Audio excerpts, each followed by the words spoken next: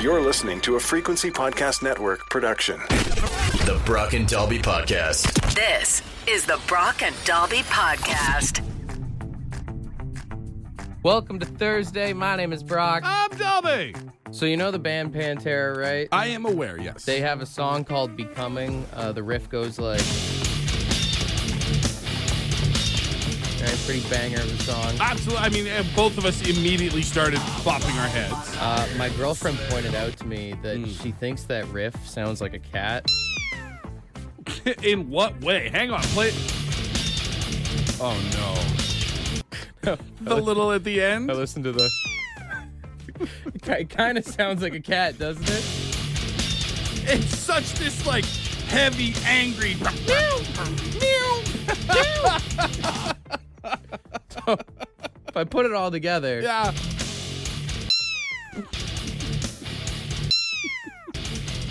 It kind of works. Somebody out there who just is a diehard, loves Pantera, tattoos, the whole album collection, everything, just puts your name on a list. I present to you Cat Terra. On the guitar is Catnip Daryl. This is the Brock and Dalby Podcast. Do you have a pet name for Courtney, your girlfriend? Yeah, I mean, I call her like random stuff. I mean, obviously I'll be like beautiful, gorgeous, all that. But Yeah. I call her Superstar Superstar? and Fisher Cat. I want to know about... Start with Superstar. I Is call it a reference? No, I just call her Superstar because like she works a lot as a hairdresser. So All right. like when she's having like a busy day, I'll be like, "What's going on, Superstar?" I mean, Like, with all the stuff that she does, she is very much a superstar. So yeah, I give you or credit like for that. she comes home after a long day at work, I'll be like, "There's the Superstar." For some reason, I just thought you'd be the type to reference that old Molly Shannon movie that was like, Superstar. yeah, I do it like that sometimes. And then, sorry, what was the other one? Fisher Cat, there's not really a reason for that one. I don't know. I feel like maybe I said it as a joke a couple times and then it just kind of caught. stuck. Yeah. Well, the good news is by having not just one, but even two, I was reading this thing the other day that apparently as a couple's bonds get stronger, that's when these silly nicknames tend to come out. And they say, this group of psychologists put out a paper that says if you and your significant other have silly, non-conventional nicknames for one another, it shows that you're in a really strong relationship. I feel the same way about dogs too. if you really love your dog, you don't call your dog their name at all. You call them everything but their regular name. Okay, now I have to ask, what do you call your dogs? I call Silas like Michael. Yeah, I love that Silas, unconventional dog name, so your nickname would be like the most boring office Yeah, partner. I don't know. I started calling him Little Mikey one day because I was like, "You look like you'd be a Michael." And then it's like Bubba Bear, Bubby Boy, Baby Bubba. Like Baby Bubba. What about Murphy? Murphy is Murphys. Murphys? Yeah. I do like Murphys. Yeah, Murphy is Murphys. That's yeah. good. That's that solid. Dumb bee. I call her Depends my on the mood of the day. Yeah, I call her my fat female dog sometimes.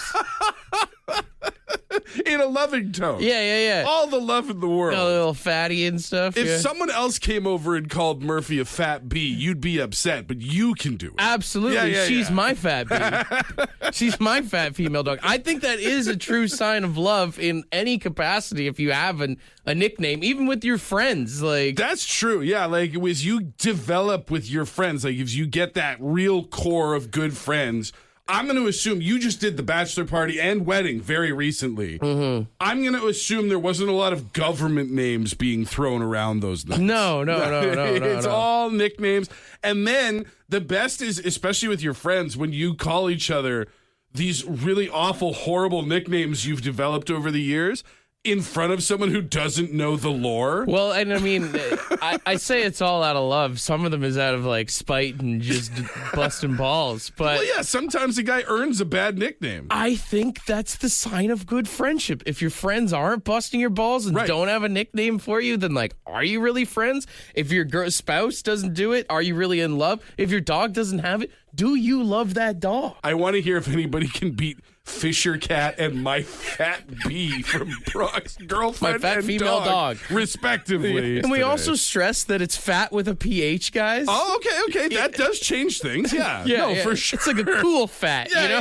yeah. A fat that's endearing. Like Fat Farm, you know? The Brock and Dalby Podcast. My buddy Rick, we like to call him Bait Shop. Oh, do explain. So we went on a fishing trip, and everyone was catching decent-sized fish, like 3 and 4s and a couple 5s. Like, everyone was having a good time, except for Rick. He kept catching these fish about the size of your thumb, and we kept taking them from him. We'd hook them up, throw them back out, and catch a fish with them. So we're like, hey, you're Bait Shop. Can I say this, though? That's amazing. That's a great nickname. It's very funny, but I thought it was going to be way worse. I thought it was going to be change room related for That's some just reason. it. You call a guy Bait Shop, and I'm expecting it's because he's got a little wriggler. You know what I'm talking about, Justice? Oh, I get you what you're saying, but no. Nothing too weird. You cannot call Rick Bait Shop in the men's washroom. by the way. No. People are going to question it. I don't think we really talk in the men's washroom that much. See, that's how I know, Justice. Your friendship's not as far as it could be yet. No, not quite there yet. We've got Sean on the phone. You got a good nickname story for us? Yeah, I do. Guy I used to work with, I was friends with, called him Speed Bump. Why's that? Well, he got himself run over by his own tow truck. Sorry, hang on. Pause. That's going to require some explanation.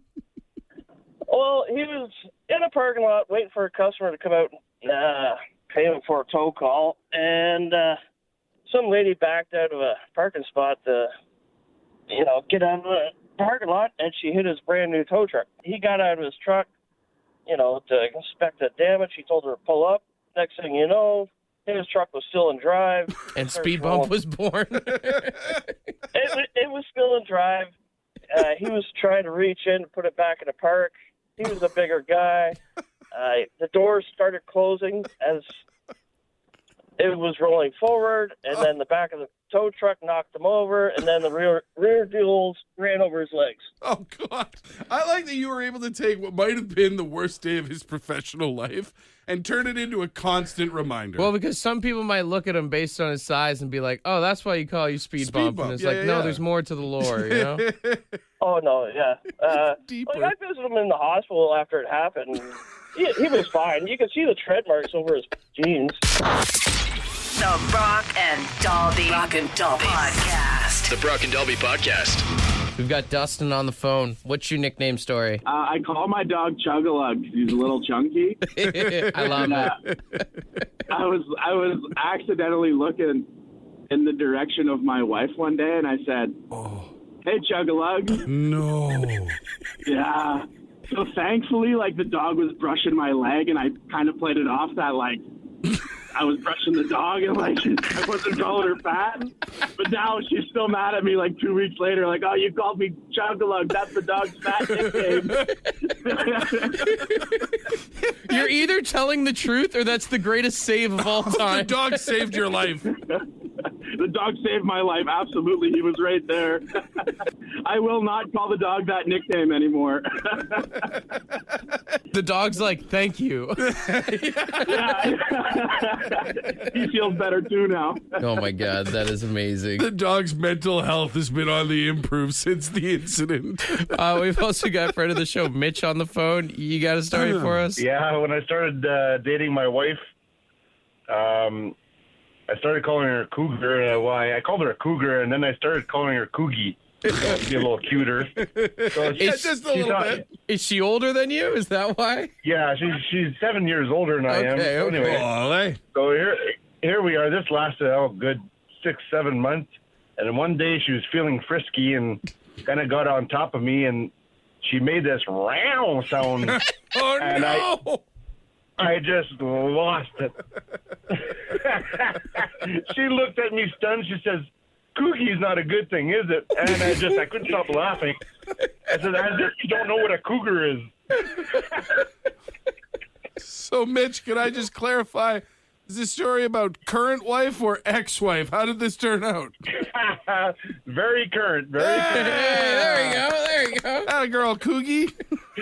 Yeah, there's the Coogie. The Coogie's still around. Do you still call her that? No, now I call her Fossil. Oh, Jesus Christ. Mitch! What? I don't know I'm what's not letting go worse. with the fact that she's older. The Brock and Dalby Podcast.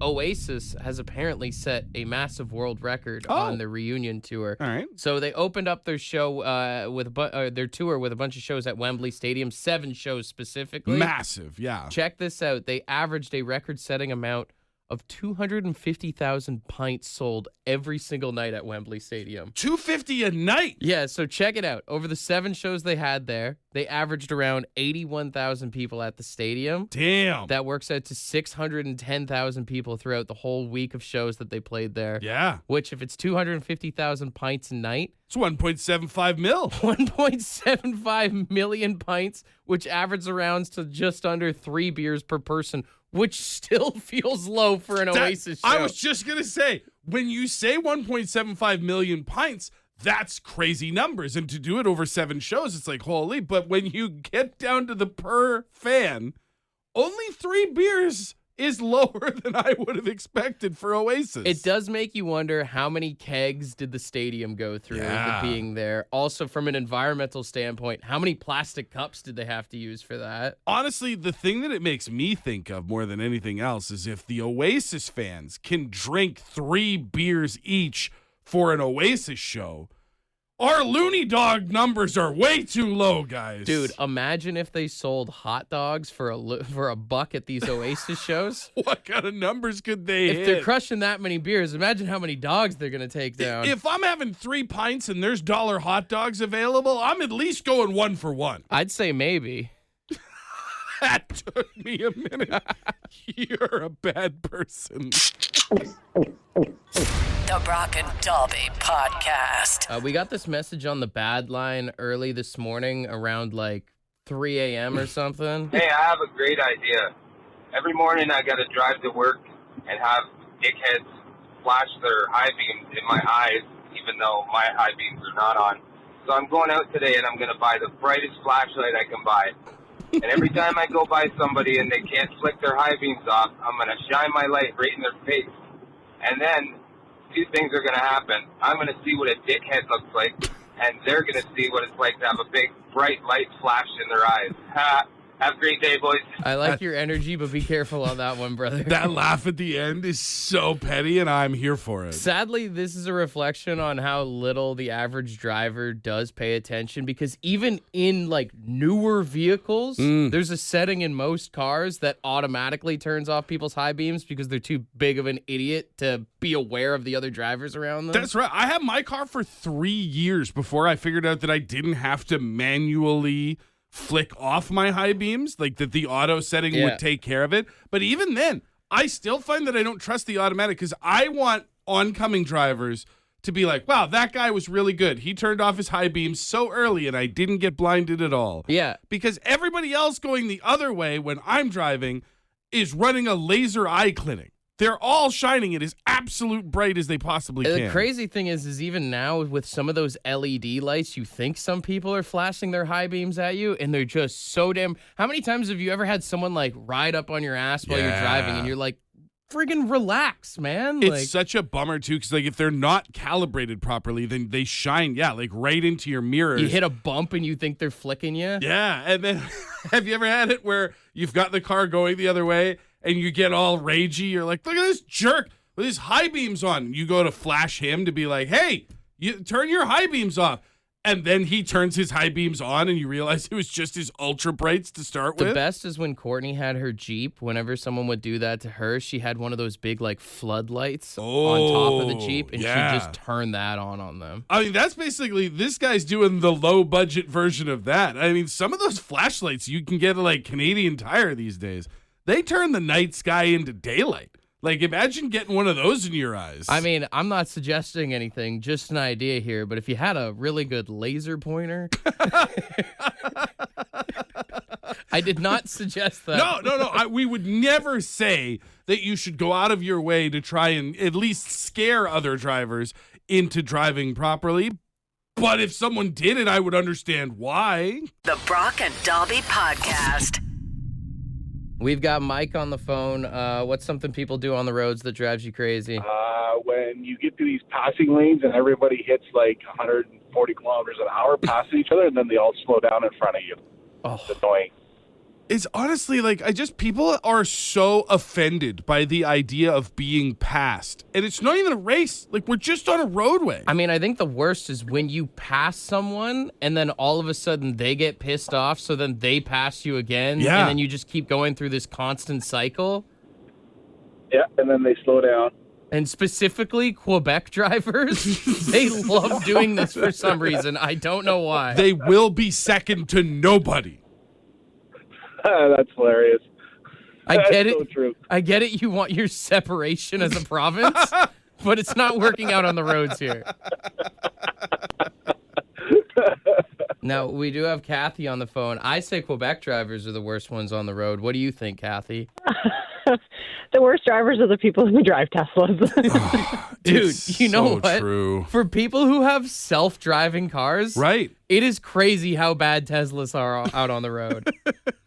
Yeah, I watched a guy showing his kid. They had a new Tesla in the parking lot, and they were showing the whole, retrieve where they were standing and waiting for the car to come to them, and it almost smoked an old guy. It felt so bad. He went in and complained to the store manager, and I'm like, what's the store manager going to do? He wasn't remoting the car. Right, yeah. I always laugh, especially when they're driving on the roads and they're, riding your ass or they're driving so slow. I'm like, you have the option for the car to figure things out. Yeah. Is it the robot or is it you? That's stupid. Who am I flipping off here? Yeah, I think it's sometimes the operator. The crazy idea of spending 6 digits to still suck at driving. True. This is the Brock and Dobby Podcast. What bothers me the most is how nobody hits the gas when the light turns green.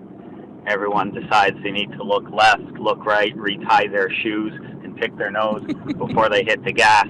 And say on the left turn arrow, only 3 cars get through when 6 cars should have been able to get through. And the worst part is 1.5 kilometers down the road, they'll fly by you going 20 kilometers over the speed limit. Yep. People around here are very, very slow at accelerating. I mean, it goes back to what we were saying. Everybody's in their own world when they're driving. I, honest to God, take it personally. If I can't get through an advanced green when I know I should have been, I get real mad. Now, here's the real question. Okay. How much time do you let go by before you lay the horn on someone?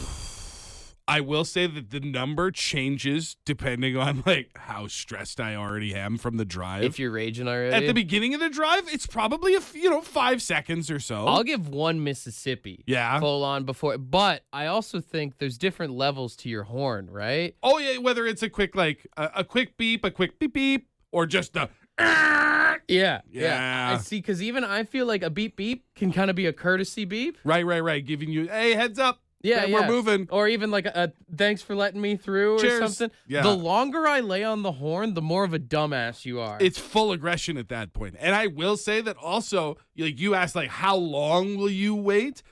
If I can see the driver of the offending car, the orientation of their neck also.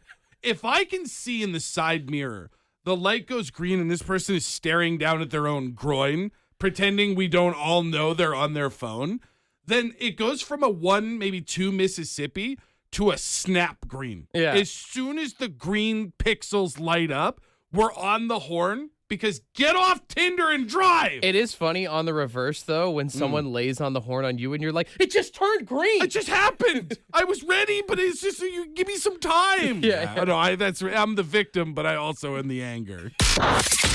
The Brock and Dobby Podcast. The Brock and Dobby Podcast. Sorry if this is a bit of a segue, but I don't get road rage a lot, but I get cart rage on a regular basis. Cart rage? Like at the grocery store? When someone's standing there with the cart on one side and they're standing in the middle of the aisle deciding what flavor of coffee creamer they should have, and then they have to ask their partner who's standing beside them with the door open, and you just want to get through so you can get your goddamn eggs. But that's just me. It's not just you, It's brother. not just you at all. I think we all feel that way. That GD eggs that he just dropped felt so cathartic because, like, I don't think there's a place on earth I clear my throat as loudly as the grocery store. I like to imagine that the same people who do that in the grocery stores act the same way on the roads. Oh my God. It's when you get someone going north, someone coming south, and then they stop to chat with you. Oh my God, I haven't seen you in forever. And now they've clogged the artery. And you're just like, this conversation could happen literally anywhere else. Go away. It's the people that leave their carts places and then walk to another aisle or all the way down the aisle, and you're like, dude, come on. And to say nothing from all of this of the people who just abandon their cart in the lot. Yeah. Just leave it somewhere at a parking spot. Don't even get me started on the parking lots. It's the people that leave them in the lot, but also some of you are absolute jackasses just wandering around in your own little world in the parking lot, like literally driving the shopping cart through the middle of it, or you're loading all your stuff into your car and you leave the cart hanging out there. Yeah. This is why I click and collect, brother. The grocery store used to be like this really like calming presence for me. I used to put on headphones, walk the aisles, check the sales. Nah. Now I go on the website. I get somebody who's already getting paid to be at the store to do it for me, and I just bring it to my car.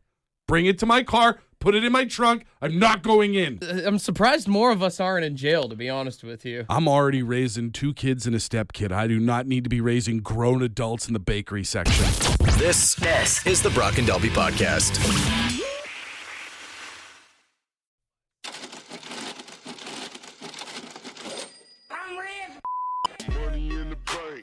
All right, we've got $100 in Lotto 649 tickets for Saturday's jackpot. Anyone win last night? No. It's up to $44 million for the Gold Ball jackpot on Saturday. Guaranteed $1 million prize if no one wins that, and a classic jackpot of $5 million on the side. All right, we've got 3 contestants on the line, and we're going to play. What you do if you won the lottery? Yesterday's contestants did fantastic. Let's Yes. see if they can one-up them.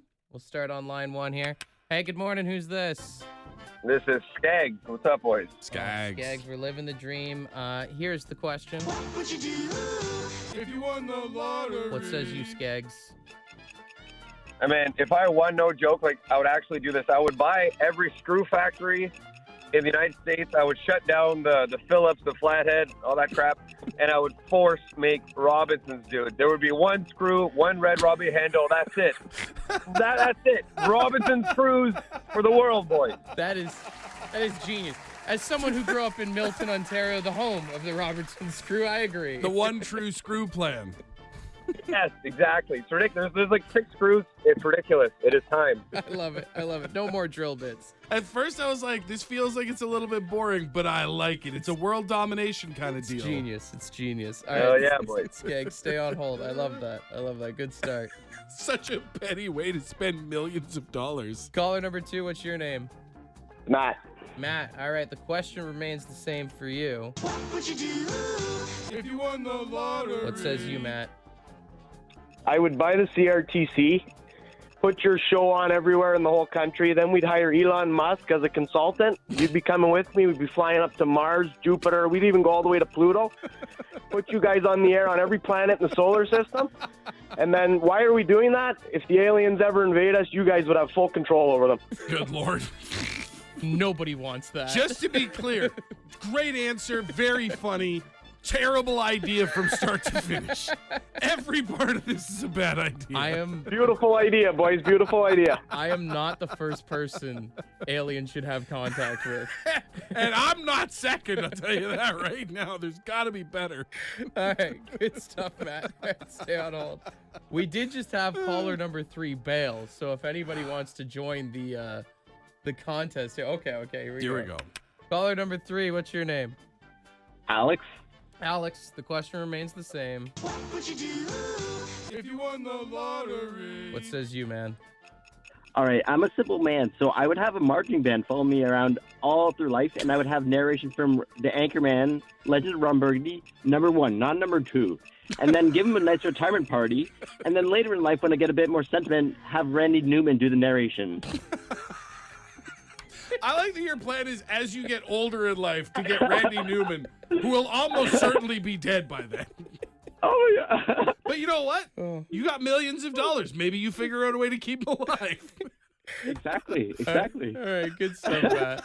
Stay on hold here. Okay, let's weigh out the options. So we had Skaggs, who's got the one true screw plan to basically eliminate all but the Robertson screw. Yeah. You got Matt, who wants not only an international but intergalactic version of our show. I appreciate the support on that. And then you've got Alex, who wants to hire a marching band and a series of narrators to make his life more interesting. To make your life more interesting and be a public nuisance to everybody else, yeah. Imagine you're just out walking the dogs and a marching band is behind you. Once again, got to give a huge round of applause to all three of the fellas who called in this morning. Great stuff. But the text line speaks. Skaggs spoke to the people. The one true screw. Are you still there, my man? Oh, dude, this is the best day of my life. Oh, my God, boys. Ding. Round of applause. $100 in Lotto 649 tickets. Just to set the expectations, guys, you won lottery tickets. You didn't win the lottery yet. Man, I won the radio game. I'm already a winner just talking to you boys. If you do happen to win the big jackpot on Saturday, some nickels and dimes for the fellas, or at least unlimited Robertson screws for the boys. Man, I've been waiting to say this, man. Like, if I win the lottery, like, I'm buying you guys a timeshare in, like, Bora Bora. I'm telling you. Like, what's all this netting? Boys, there's no nickels and dimes, boys. Let's go. You're a beauty, Skaggs. Let's go. The Brock and Dobby Podcast.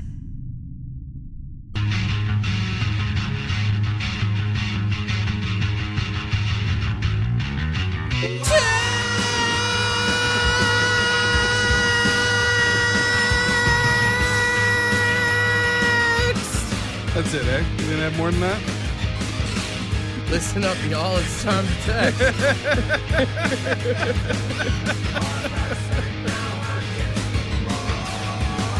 All right, let's get her going here. 762-555. First one here. Very serious question. How many wipes before you leave the bathroom? Oh, I'm not leaving until the paper comes back clean. That's what I was going to say. I don't count wipes. No, I take a look. You can't count wipes because sometimes you don't even need one. You're going to do one because you're not a heathen. To quote Ryan Denis, sometimes you have a ghost poop. Yeah. You know? And then sometimes you didn't think it was anything and it just keeps on going. So yeah, no, you cannot have a set definition amount of wipes because every poop is different. If you had 5 minutes left to live, what would you do? Probably procrastinate? Probably. Like, everybody asked this question like you could reasonably do something important or significant. Just run on a bus and scream a bunch of crazy stuff? I don't know. If you found out that you had 5 minutes to live, realistically, you're going to cry for 5 minutes. Your best bet is that there's someone close to you around that you can, like, hug until you go. Yeah. But I'm not like, I'm going to solve cancer. Like, I don't know what I would do. Nothing. You grab the missus, you go, stop crying. Come on. What do you do with the other 4 minutes? Then you cry. Someone said, did you know cows have best friends? I did not know that. It said, I don't know how that might make people feel about their own lives. If you can't name your best friend, it's going to be real tough next time you drive by a field of cows. This is why when I go to Harvey's, I always get a double cheeseburger. To keep them together. Exactly. I love the idea of patties being sold in pairs. All right, final one here. Someone said, me and my crew at the shop have been listening to the radio from 7:30 in the morning till 3:30 in the afternoon, Monday to Friday since May 1st. Wow, thank you. You know how everybody says the radio plays the same song over and over and over again? Oh, yeah. Well, we put that to the test. We marked down every AC/DC song we've heard since then, and the tally is only at 104. That's it, eh? So he said it works out to you might hear the same song 1.5 times a day. Myth busted. Wow. And I mean, we've had an AC/DC week in that window too, which means we would have been playing more AC/DC than on average. So what he's saying, We need to play more AC/DC. More AC/DC. More Thunderstruck. Mandatory TNT once an hour. It's a long way to the top if we don't play more AC/DC. But here's the key. We need to play more AC/DC, but not anything different. Just the same AC/DC over and over again. The Brock and Dalby Podcast. Ed's word of the day. Let's see what he's got. Good morning. Today's word is stimmy. Yep, stimmy. What? S-T-Y-M-I-E. Stimmy. And it's to present an obstacle or to stand in the way of. Well, that's just being annoying. But anyways, that just woke other.